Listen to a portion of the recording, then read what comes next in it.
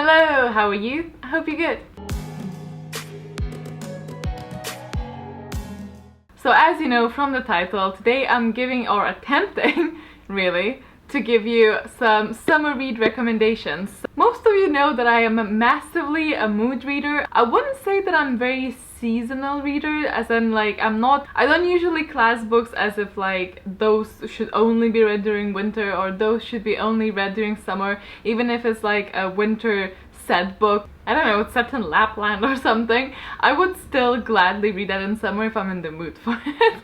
That being said, I do see the appeal of some books being a bit more fitting for summer, I suppose. So I'm gonna do my best here, but I'm just throwing it at that out there that I don't think that any book should just be classified as, oh, this is a summer read. That being said, if my recommendations are rubbish, you only have yourself to blame because you guys wanted this video, so here I am. I'm gonna go through these quickly. If you want to know a little bit more in detail about each of these books, you can find them in Goodreads or on Amazon. So I have 11 books, 7 that I have read and 4 that I have not, but for some reason or another I think that they're very summery reads. I know these videos are usually really contemporary filled.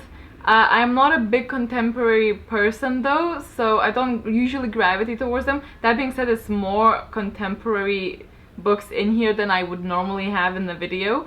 So, but I did try to include normal fantasies, well, fantasies that I like to read or gravitate towards, just because, you know, you don't only have to read contemporary stuff during summer.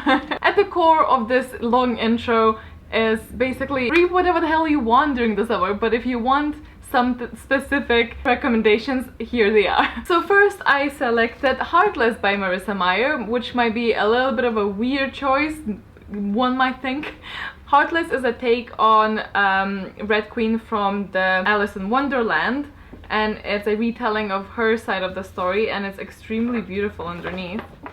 It's been a while since I've shown this in here. Now it looks super wintry. I can't actually remember the season that this was set in. I think the seasons changed throughout the book. The reason why I think, and this is gonna be a weird one, but the reason that I think this is a summery read is because so much about the main character Catherine is about baking, because that's what she is, that's what she wants to do. She wants to bake. To me, that just screams warmth, because I don't know, one, ovens are warm, and two, I really like a good pastry with some fresh berries in the summer. So to me, this is fairly a summery read. So that is the reason why. Next one is an adult sci-fi that I'm sure most of you have heard or seen the movie adaptation of. But I think this one speaks for itself. It's The Martian by Andy Weir. I absolutely enjoyed it so much. There's so many reasons why this screams summer to me. One, it's set on bloody Mars. And two, I read this during the summer on the beach actually. That's why it looks so like well loved. And it just screams, and I remember having this massive ice cream in a beautiful waffle cone. It was just good times. And it's amazing. It's an amazing story about a guy who gets basically stuck on Mars and tries to survive. It's sad, it's horrific, but above everything, it's hilarious. So I really recommend this for a summer. Now to actually incorporate some of the contemporary books, we have Everything by Nicola Yoon, and might as well just add up to The Sun Is Also a Star by the same author. These two books, obviously even the covers scream summer, and I do believe that Everything is set during the summer. I cannot remember for The Sun Is Also a Star. This has more representation, where it actually has a Jamaican and an Asian heritage main characters. This one is controversial a little bit regarding romanticizing homebound illnesses, but that being said, I enjoyed this one much more than this one. I think I just didn't feel like I was on an adventure as much as I was on this one. I don't know, this one was really bloody cute.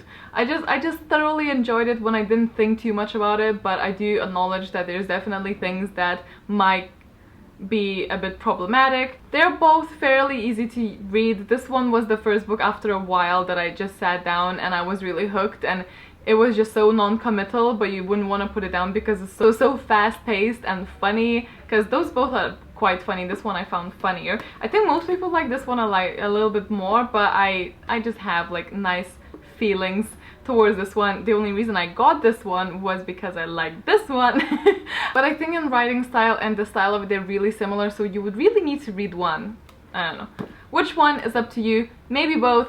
This is for normal to fast-paced people. This is definitely could be read in one sitting. I ain't one of them, so it took me a little longer, but regardless, you can definitely squeeze both of these into the summer. So in very short, Everything Everything is about a girl who is allergic to everything, and she falls for a guy who moved next to her, and obviously they need to work out how they're gonna do stuff.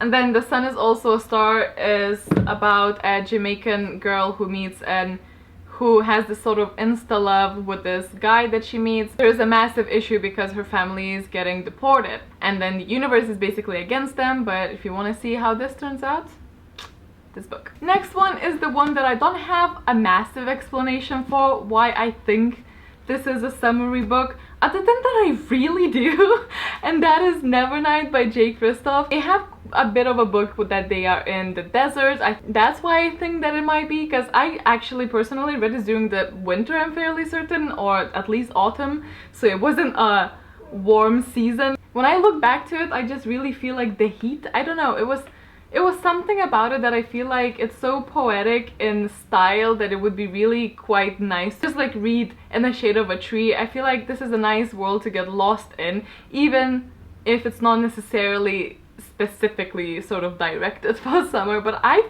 don't know, do you guys agree? Maybe it's the shadow cat, I don't know. When I think about shadows, I think about sun, so there's that. And so Nevernight is about a girl assassin who basically goes into assassin school and is pretty magical.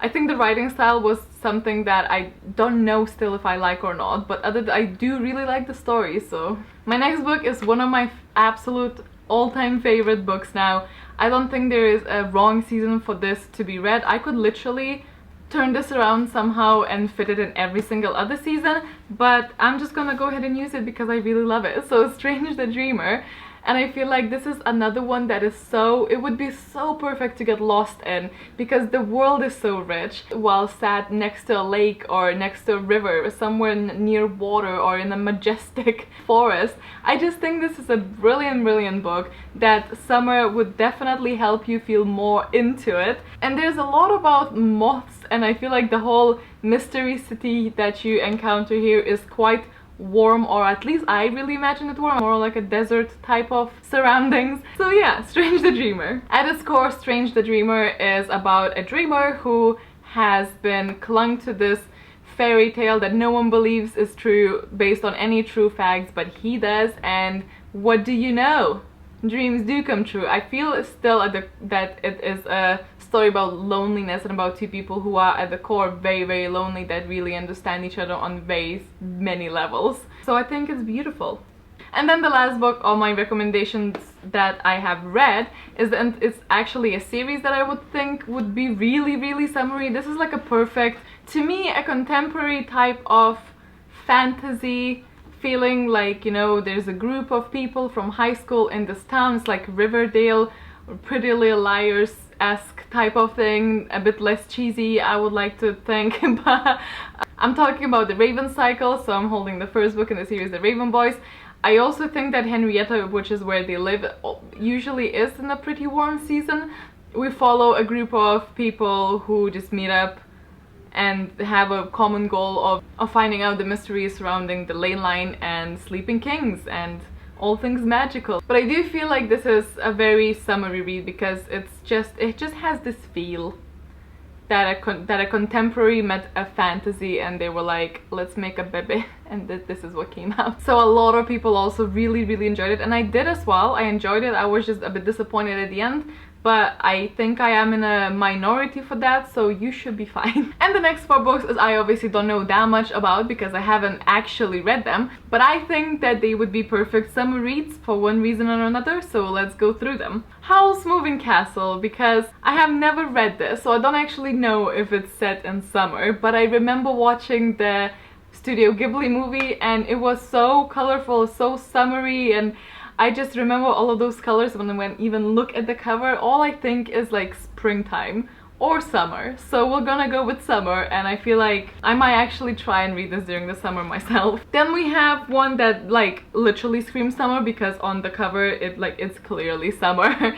So this is The Unexpected Everything. I've heard so many mixed reviews. I don't actually know if this is a good book or not, obviously, because I haven't read them, but this seems to be very topical for where I am in my life. It seems to be about a girl who really likes to plan everything, and she thinks she has her life figured out, and something happens and everything goes to shit basically, and then she ends up walking the dog, working as a dog walker, moving back with her parents and stuff like that. So it's not entirely like me, but just the whole like lost in her life thing is, I'm vibing that at the moment.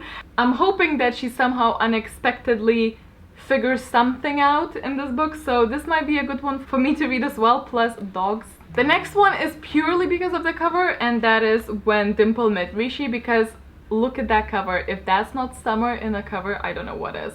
I don't know much about it. I think it's about arranged marriage. I heard, again, mixed things. I don't know how accurate that is, but it has representation one way or another, and it seems to be like a fun one, but there's a lot of rant reviews as well, so I don't know. But you know, like, you need to read it for yourself to see what you think. You can never just be like, oh, I heard only bad things, so I'm not gonna read it.